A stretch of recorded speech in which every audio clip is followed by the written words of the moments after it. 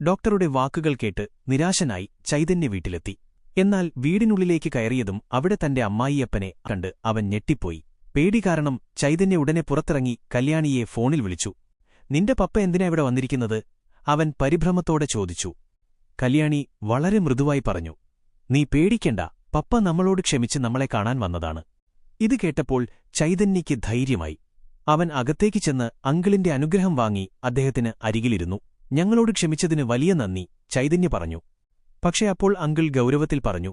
ആരു പറഞ്ഞു ഞാൻ ക്ഷമിച്ചെന്ന്? ഞാൻ ക്ഷമിച്ചിട്ടൊന്നുമില്ല. നിന്റെ അടുത്തുനിന്ന് എന്റെ മകളെ വേർപിരിച്ചു കൊണ്ടുപോകാനാണ് ഞാൻ വന്നത്. ഇതുകേട്ട് ചൈതന്യ പറഞ്ഞു. ഞാൻ കല്യാണിയെ ഒരുപാട് സ്നേഹിക്കുന്നുണ്ട്. ഞങ്ങൾ രണ്ടുപേരും ഒരുമിച്ച് വളരെ സന്തോഷത്തിലാണ്. അപ്പോൾ അങ്കിൾ ഒരു നിബന്ധന വെച്ചു. നീ കല്യാണിയെ സത്യസന്ധമായാണ് സ്നേഹിക്കുന്നതെങ്കിൽ 100 ദിവസം 100 ഡേയ്സ് അവളെ നിന്റെ കൂടെ നിർത്തിക്കാണിച്ചു തരണം. ഈ വെല്ലുവിളി കേട്ട ചൈതന്യ ചോദിച്ചു. ഞാൻ ഈ വെല്ലുവിളി ജയിച്ചാൽ എങ്കിൽ ഞാൻ സന്തോഷത്തോടെ നിന്നെ എന്റെ മരുമകനായി സ്വീകരിക്കും. ചൈതന്യ ആ വെല്ലുവിളി സ്വീകരിച്ചു. വെല്ലുവിളി തീരുന്നതുവരെ അവിടെ തന്നെ താമസിക്കാൻ അങ്കിൾ തീരുമാനിച്ചു. രാത്രി ഉറങ്ങാൻ വേണ്ടി മുറിയിൽ വന്ന ചൈതന്യ കണ്ടത് അങ്കിൾ അവിടെ കിടന്നുറങ്ങുന്നതാണ്. അവൻ കല്യാണിയോട് ചോദിച്ചു. അങ്കിൾ മുറിയിൽ ഉറങ്ങിയാൽ നമ്മൾ എവിടെ കിടക്കും? പപ്പ, ഇവിടെ ഉള്ളിടത്തോളം കാലം നമുക്ക് പുറത്തു കിടക്കാം.